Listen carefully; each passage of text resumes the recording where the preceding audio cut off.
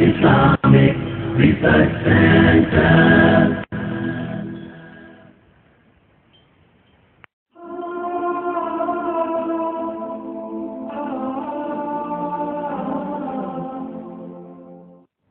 پیارے بھائیوں، موضوع تو آپ نے سن لیا، اور ابھی جو میں نے آیا مبارک آپ کے سامنے پڑھی ہیں، اللہ تبارک و تعالی اپنے پیارے نبی صلی اللہ علیہ وسلم سے فرماتے ہیں کہ اے نبی، جب میرے بندے تجھ سے سوال کرے کہ تیرا اللہ کہاں ہے، کیا ہے، تو ان سے کہہ دو کہ میں اللہ تمہارے قریب ہوں۔ ایک آیت مبارکہ میں آتا ہے کہ کتنا قریب، نحن اقرب الیہ من حبل الورید، میں تمہاری رگ حیات کے بھی قریب ہوں۔ اللہ فرماتے ہیں کہ جب یہ تجھ سے پوچھیں کہ کہاں ہے تو انہیں کہو کہ میں تمہارے قریب ہوں۔ جب تم مجھ سے دعائیں مانگتے ہو تو میں تمہاری دعاؤں کو قبول کرتا ہوں۔ سننا اور قبول کرنا، مگر تمہیں چاہیے کہ میرے حکموں پر چلو۔ اب حکم، اس کے 3 حصے ہیں اس آیت کے۔ پہلے اللہ کے نبی صلی اللہ علیہ وسلم سے کہلایا جا رہا ہے کہ میں اللہ جو ساری قوتوں کا، طاقتوں کا مالک ہوں، میں ہی پیدا کرنے والا ہوں، میں ہی مارنے والا ہوں، میں ہی رازق ہوں، میں ہی بیمار کرنے والا، شفا دینے والا۔ تو میرے علاوہ کوئی اس کائنات میں نہ کوئی جن، نہ کوئی انسان، نہ کوئی فرشتہ۔ تو کہہ دے کہ میں ان کے قریب ہوں، جب تم دعائیں مانگتے ہو میں تمہاری دعاؤں کو قبول کرتا ہوں۔ اب ایک آدمی کہتا ہے جی سلفی صاحب 40 سال ہو گئے ہیں دعائیں مانگتے مانگتے، ہلتا ہی نہیں، سوئی اپنی جگہ پر اڑی ہوئی ہے۔ تو نعوذ باللہ نعوذ باللہ نعوذ باللہ، اللہ تبارک و تعالیٰ غلط تو نہیں فرما سکتے۔ ایک تو وہ کہتے ہیں میں تمہارے قریب ہوں، جب تم مجھے پکارتے ہو میں تمہاری دعاؤں کو قبول کرتا ہوں۔ ایک ہے سننا، ایک ہے قبول کرنا، مگر تمہیں چاہیے کہ میرے حکموں پر چلو۔ اب اس پر کوئی غور نہیں کرتا۔ اب دعا کی قبولیت کے لیے سب سے پہلے عقیدہ توحید کہ اللہ تو ہی میرا مشکل کشا ہے، تو ہی میرا حاجت روا ہے، تو ہی میرا بگڑی بنانے والا، تو ہی میرا داتا، تو ہی غوث، تو ہی اولاد دینے والا، تو ہی نہ دینے والا۔ یہ اللہ ہی ہے، اللہ تو ہی میرا رزق دینے والا ہے، تو مجھے عزت دینے والا ہے، تو ہی ذلیل کرنے والا ہے۔ یہ توحید کا ایک ہے۔ اب توحید کو ہم نے یہی ماننا ہی سمجھ لیا۔ اب دوسری طرف اللہ کے نبی صلی اللہ علیہ وسلم نے فرمایا کہ جب ایک نوالا حرام کا پیٹ کے اندر ہو تو 40 دن کی عبادت قبول نہیں ہوتی۔ اب یہ میرے جو جن کو میں مخاطب کر رہا ہوں وہ ان توحید کے دعوے دار ہیں مجھ سمیت کہ ہم بڑے موحد ہیں۔ اللہ کی بات نہیں غلط، نہ نبی کی بات غلط، جو کہا وہ میں کر رہا ہوں، اس کے باوجود وہ نہیں رزلٹ مل رہا، اس کی وجہ کیا ہے؟ دوائی تو لے رہا ہوں، انسولین اللہ نہ کرے لے رہا ہوں، لیکن شوگر بڑھتی جا رہی ہے، یا انسولین جیلی ہے یا مجھ سے کوئی کوتاہی ہو رہی ہے۔ اللہ کی بات تو حق ہے، نبی کی بات تو حق ہے، اس میں تو کوئی شک نہیں۔ اللہ فرمائے جب تم دعائیں مانگتے ہو میں تمہاری دعاؤں کو قبول کرتا ہوں، میں دعائیں بھی مانگتا ہوں، حج بھی کرتا ہوں، ان جگہوں پر اس وقت جس وقت کی نشاندہی نبی صلی اللہ علیہ وسلم نے فرمائی کہ اس وقت دعا مانگو قبول اللہ کرتا ہے، اس وقت مانگو اللہ قبول کرتا ہے، اس گھڑی میں مانگو اللہ قبول کرتا ہے، نماز اذان اور اقامت کے درمیان دعا مانگو قبول، سلام پھیرنے کے بعد اس گھڑی میں دعا مانگو، مختلف بتائی ہیں۔ اس کے باوجود دعائیں قبول نہیں ہو رہی، اس کی وجہ دعا کریں اللہ مجھے اور آپ کو حق سننے کی، کہنے کی توفیق عطا فرمائے اور اس پر عمل کرنے کی۔ المیہ یہ ہے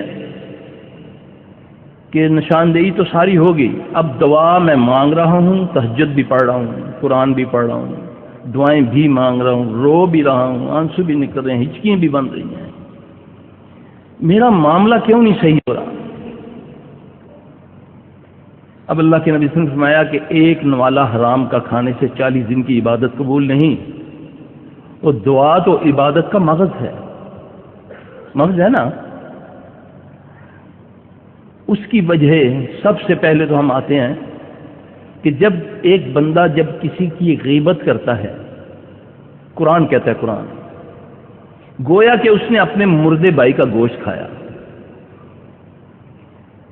ایک انسان، ایک مردار اور ایک بھائی، ان کے 3 قسم کا ہائی کوالٹی کا حرام کھا کے میں اس کے بعد دعائیں مانگوں، غیبت کروں اور پھر دعائیں مانگوں.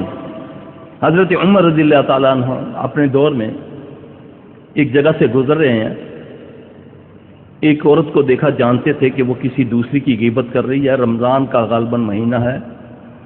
تو حضرت عمر رضی اللہ عنہ نے اس کو فرمایا کہ اے اللہ کی بندی، کیوں مردے بھائی کا گوشت کھا رہی ہے، کیوں غیبت کر رہی ہے؟ کہتی عمر اللہ کی قسم میں نے گوشت نہیں کھایا، میرا تو روزہ ہے. حضرت عمر رضی اللہ عنہ نے یہ دعا پڑھی، یہ آیت پڑھی کہ گویا جس نے غیبت کی گویا کہ اس نے مردے بھائی کا گوشت کھایا. پھر اس کو غصے سے کہا، اس سے کہہ کروائی تو اس کے اندر سے لوتھڑے نکلے تھے، خون کے، گوشت کے. اب یہ کہاوتیں نہیں ہیں، اس کا حقیقت کے ساتھ تعلق ہے. جب میں جھوٹ بولتا ہوں، جھوٹے پر اللہ کی لعنت ہے. میں نے تو جھوٹ کو ایک مذاق سمجھا ہوا ہے. نبی علیہ السلام صلی اللہ علیہ وسلم نے فرمایا جب جو ہنسی مذاق میں جھوٹ کو ترک کر دے اور فساد کی خاطر، جھگڑے کی خاطر اپنا حق چھوڑ دے، میں محمد صلی اللہ علیہ وسلم اس کو بیچ جنت کے ایک مقام دلاؤں گا. آج ہم 10 روپے کی خاطر قسمیں اٹھا لیتے ہیں، چھوٹے سے کام کے لیے اللہ کو حاضر ناظر کر لیتے ہیں، نعوذ باللہ. یہ ساری چیزیں، نمازی بھی ہوں، جھوٹ بھی بول رہا ہوں. ان صلاۃ تنہی عن الفحشاء والمنکر، بے شک نماز بے حیائی اور برے کاموں سے روکتی ہے. یہ بھی اللہ کہہ رہا ہے. اللہ فرما رہے ہیں کہ بے شک نماز بے حیائی اور برے کاموں سے روکتی ہے. بے حیائی کیا ہے؟ ایک میری اپنی بنائی ہوئی بے حیائی ہے کہ دوسرا کسی کو دیکھے تو بے حیا ہے، دیکھو اپنی آنکھوں کا خیال نہیں کرتا. میں گھر میں بیٹھا بیوی، بیٹی، نانی، دادی جو بھی ہے اس کے ساتھ بیٹھ کر میں فلم گانا دیکھ رہا ہوں. میری بیٹی بھی اس کو دیکھ رہی ہے، میری بیوی بھی دیکھ رہی ہے. یہ حیا ہے یا بے حیائی ہے؟ یہ پسند نہ کروں کہ میرے دروازے کے سامنے میرا کوئی رشتہ دار بھی بیل دے کر کھڑا رہے، اس کو بولو ذرا سائڈ پہ ہو جائے یار. ممکن ہے کہ میری کوئی بیٹی بہن نے دروازہ کھولنا ہو، تو کہاں میں خود ساتھ بیٹھ کر اس کمرے میں جس کا نام میں نے ٹی وی لاج بنایا ہوا ہے، وہاں بیٹھ کر میں اپنی بیٹی، پوتی سے لے کر نانی تک بیٹھا ہوا ہوں، سب بیٹھے ہوئے ہیں. ایک گندا بندہ گانا گا رہا ہے یا وہ ڈرامہ کر رہا ہے. ایک گندی عورت کل اس کی بیوی بنی ہوئی، آج بہن بنی ہوئی ہے. گندے پلیت ترین لوگ جن کو میں جا کر سب نمازیں روزہ کرنے کے بعد جا کر میں اس کے آگے بیٹھ جاتا ہوں. پھر اس کے بعد تسبیح میرے ہاتھ میں، کچھ اذکار رہتے ہیں میرے، یا مولوی صاحب نے کوئی وظیفہ دیا ہوا رزق کے لیے یا بیماری کے لیے، وہ پڑھتا جا رہا ہوں، ساتھ ساتھ فلم گانا دیکھتا جا رہا ہوں یا کچھ دیکھتا رہا ہوں.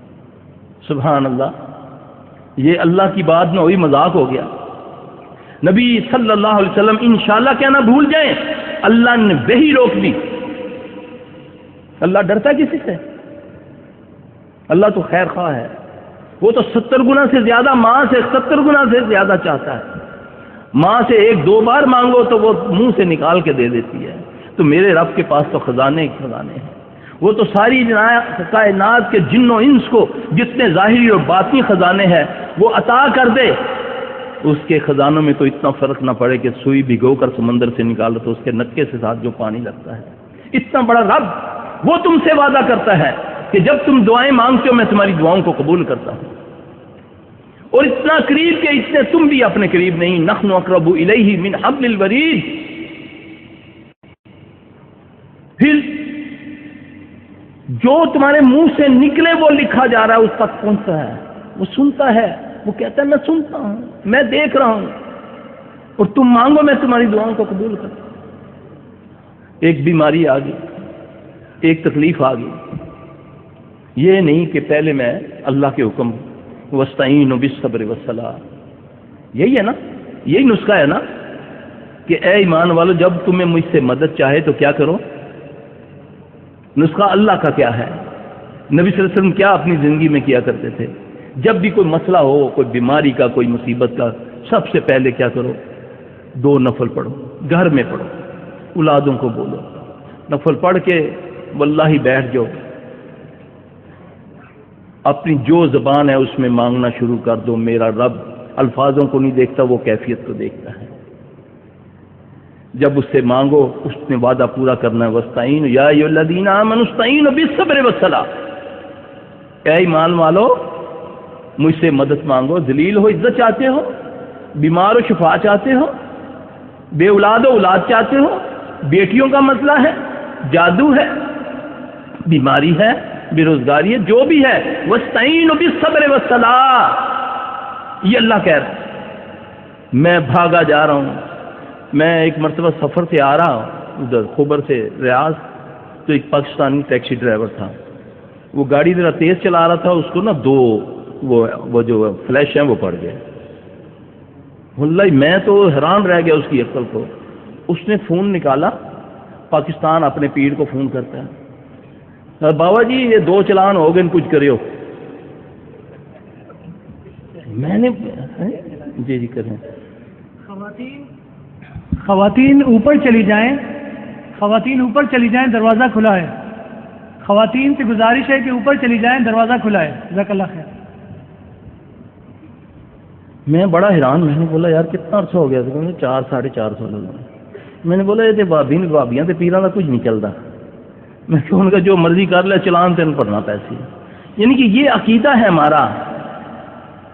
اور اللہ کو ہم نعوذ باللہ اتنا دور اور اس مرے ہوئے کو اتنا قریب کہ جب تک اس مرے ہوئے کو میں نہیں کہوں گا وہ زندہ رب جو میری رگ حیات کے قریب، جو کالا پہاڑ، کالی رات، کالی چونٹی، اس کے قدموں کی آہٹ بھی سنے میرا رب، وہ میری نہیں سنتا۔ اتنی توہین رب کی، کیا قرآن حق نہیں؟ کیا نبی کی بات حق نہیں؟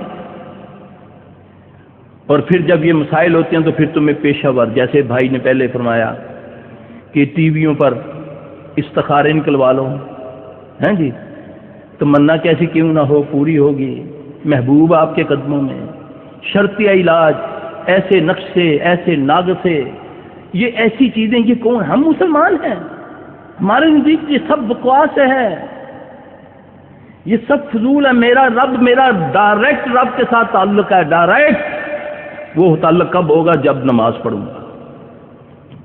نماز کے بغیر رب سے تعلق، رب قریب تو ہے، ساتھ نہیں ہے۔ جب نماز پڑھتے ہو پھر رب ساتھ ہوتا ہے، قریب اور ساتھ میں فرق ہے۔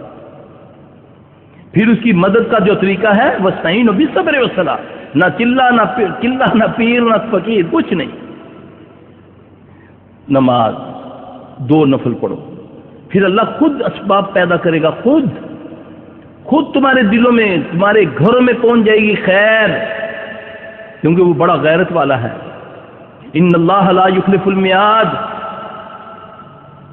اس سے زیادہ وعدہ پورا کرنے والا کائنات میں کوئی نہیں ہے۔ وہ تم سے وعدہ کر رہا ہے اپنی پاک کلام میں، اپنے پیارے نبی کے ذریعہ سے، اور پھر میں بھاگا جا رہا ہوں پیر صاحب کے پاس، پیر صاحب کچھ کرو، ہو جا سی، تیرے باپ کا راج ہے جی، اے لے جو تویز، یہ گھر میں لگا دو۔ اب بد نصیبی میری دیکھو، میری عقل پر پتھر دیکھو، ملا نے مجھے پیر دیا، اس میں الٹی سیدھی آیتیں لکھ دیں، وہ جا کر میں نے گھر میں رکھ لیا۔ میرے گھر میں 3-4 جو قرآن ہیں وہ سارے بے وقت ہیں، بیکار ہیں، نعوذ باللہ۔ صرف وہ جو پیر کی غلط ملت گنتی لکھ کر دی، جس میں اس نے گند لکھ کر دیا، وہ تم نے گھر میں لگا دی۔ کچھ دنوں کے لیے شیطان نے جو معاملہ تمہارے گھر میں شروع کیا، روک دیا، تیرے دل میں عقا ڈال دیا کہ دیکھ کتنا کامل تویز ہے میرا پیر، کتنا پہنچا ہوا ہے۔ جیسے ہی تویز گھر میں آیا، معاملہ سیدھا ہو گیا۔ پھر تھوڑے دنوں کے بعد ایسا رگڑا چڑھتا ہے، پھر بھاگا جاتا، کہتا تیرے کو یہ غلطی ہوگی، تو خوشبو نہیں دیتی جو میرا آدمی تویز میں۔ وہ پھر یہ ساری چلاتے ہیں۔ میرے بھائی، اللہ کا نسخہ کیا ہے، نبی کا نسخہ کیا ہے؟ یہ دیکھیں حسن المسلم یہ کتاب ہے، تمہاری ساری دنیا آخرت کا حل اس کے اندر ہے۔ قرآن میں دیکھو، حدیث کی دعاؤں میں دیکھو، اس کو پڑھتے جاؤ گے، اس میں دیکھو، تمہیں ہر چیز مل جائے گی۔ اس کو صرف ہم نے اپنے گھروں میں رکھی ہوئی ہے، بانٹی کیونکہ مفت ملی ہے، تو ہم نے جا کر اس کو اپنی الماری میں رکھ دینا ہے، نہ پڑھنا ہے نہ کچھ۔ اس کی افادیت نہ بیان کی۔ اب ایک چورن بیچنے والا ایک بسوں میں جو ہمارے ادھر پاکستان میں ہوتا ہے کہ ایک چڑھتا ہے بس کے اوپر، بھرا ہوتا ہے اتنا سا بورا سا، پتہ نہیں اس میں سہاگا ڈالا ہوتا ہے، وہ آ کر ایک تقریر لمبی چوڑی کرتا ہے، تھوڑی دیر کے بعد ساری بس کوئی کہتا ہے 2 پڑیاں مجھے دے دو، کچھ 3 دے دو، اس سارا کچھ اس کا بک جاتا ہے۔ حق ہمارے پاس یہ حق، اس کے باوجود بھاگے پھرتے ہیں آستانوں میں، ان کے پاس جن سے بدبوئیں آتی ہیں، جن کو اللہ نہیں کہنا آتا، اللہ کا کلام نہیں آتا، نہیں جی یہ بڑے پہنچے ہوئے ہیں۔ اس نے ایک تھوڑا سا چھوٹا سا شعبہ دکھا دیا، پیر صاحب کے پاس میں گیا ہوں، بس انہوں نے میری ٹوپی اتروائی ہے تو جھاڑا ہے تو اس میں سے تویز نکل آئے، بس ختم۔ اور وہ جس شیطان نے پکڑا ہوا ہے اس نے بولا یہ مجھ سے بھی بڑا خبیث ہے۔ ایک وہ بیچارہ دکھی آیا، اس کے ساتھ اس نے شعبہ کیا۔ دیکھنا شعبے بعد فراڈ ہوتا ہے نا، کسی بندے کو شعبہ دکھا کر کسی جھوٹ بول کر یہ فراڈ کرنا، یہ فراڈ ہے نا۔ تو وہ جن کو پتا ہے کہ یہ مجھ سے بھی بڑا ہے، وہ پھر اس کا ساتھی بنتا ہے، پھر وہ جو منہ سے کہتا ہے وہ ہوتا ہے۔ میرے بھائی ان سب گندگیوں سے نکالنے کے لیے رسول اللہ صلی اللہ علیہ وسلم اس دنیا میں آئے تھے، وہ رحمت العالمین ہے۔ کل بھی جیسے میں درس میں کہا تھا کہ ہمیں ایک ایک چیز کی رہنمائی نبی سے ملتی ہے، اللہ کہ جب تمہیں کوئی قبض کی تکلیف ہو جائے، نبی نے فرمایا کہ اس طریقے سے اگر تم بیٹھو تو تمہیں اللہ قبض سے شفا دے گا۔ یہود و نصارہ مذاق اڑاتے ہیں صحابہ کا، یہ کیسا نبی ہے تمہارا، تمہیں کیسے کیسے باتیں بتاتا ہے۔ فرمایا یہی میرے حق ہونے کی نشانی ہے، پیدا ہونے سے لے کر قبر تک سے رہنمائی۔ کون سی ایسی چیز ہے جس کی رہنمائی نبی علیہ السلام نے نہیں کی؟ لیکن ہم ہیں کہ نبی کی بات کو چھوڑا، کیونکہ یہ روزانہ کامن ہوگی۔ اب جیسے کل میں نے کہا کہ نبی پاک صلی اللہ علیہ وسلم نے فرمایا کہ تمہیں عرش کے خزانوں میں سے خزانہ نہ دوں، غور سے میرا بھائی اس کو سنیے گا، عرش کے خزانوں سے خزانہ نہ دوں، جنت کے خزانوں سے خزانہ نہ دوں۔ صحابہ نے عرض کی یا رسول اللہ، ارشاد ہو صلی اللہ علیہ وسلم، آپ نے فرمایا لا حول ولا قوت الا باللہ، صرف اتنا، کوئی لمبی چوڑی نہیں، ہر بندہ اس کو 1 سیکنڈ میں 1 منٹ میں کئی بار پڑھ سکتا ہے۔ آپ نے فرمایا کثرت سے اس کو پڑھا کرو۔ نہ اجازت کی ضرورت، مل گئی اجازت نبی صلی اللہ علیہ وسلم سے، نہ ٹائم کی ضرورت، نہ وضو کی ضرورت، نہ کسی حالت کی ضرورت، کسی حالت میں بھی لا حول ولا قوت الا باللہ۔ اس کے پڑھنے سے اللہ 99 بیماریوں سے شفا دیتے ہیں۔ کتنی؟ 99، جس میں سب سے کم درجے کی بیماری غم و فکر ہے۔ اب بتائیں کہ انسان کے لیے سب سے بڑی بیماری کون سی ہے؟ غم و فکر۔ اور اللہ کے نبی کی گارنٹی اس دعا کے اوپر، لا حول ولا قوت الا باللہ، صرف اتنا، آگے نہیں پڑھنا، صرف اتنا۔ اب شیطان ملعون کو، لعنتی کو یقین ہے نبی کی بات پر کہ جو اس نے کہا حق ہے۔ اب اس خبیث نے کیا کیا؟ اس آیت کو، اس حدیث کے ان لفظوں کو ڈی ویلیو کر دیا۔ کیسے؟